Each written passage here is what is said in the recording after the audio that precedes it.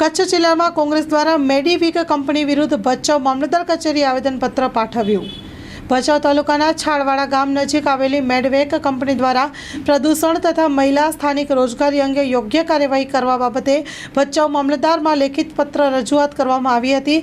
ભચાઉ તાલુકાના છાળવાડા ગ્રામ પંચાયત વિસ્તારમાં આવેલ મેડીવેક કંપની એકમ દ્વારા બાયોલોજીકલ પ્રદૂષણ ફેલાવવામાં આવી રહ્યું છે।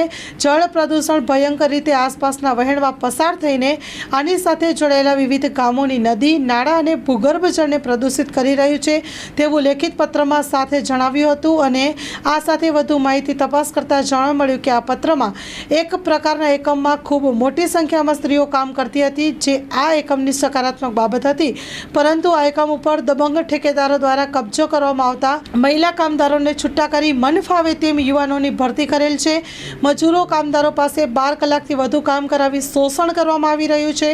આ વિસ્તારના ચૂંટાયેલા પ્રતિનિધિઓ સાથે મિલીભગત કરીને સ્થાનિકોનું શોષણ કરવામાં આવે છે। કાર્યવાહી કરવામાં આવે તેવી માંગ ઉઠી છે। ત્યારે કોંગ્રેસના ભરતભાઈ સોલંકી, મંજીભાઈ રાઠોડ, શિવભા જાડેજા સહિત ઉપસ્થિત રહ્યા હતા અને કચ્છ જિલ્લા કોંગ્રેસ દ્વારા મેડીવીક કંપની વિરુદ્ધ ભચાઉ મામલતદાર કચેરી ખાતે આવેદનપત્ર પાઠવી રજૂઆત કરવામાં આવી હતી।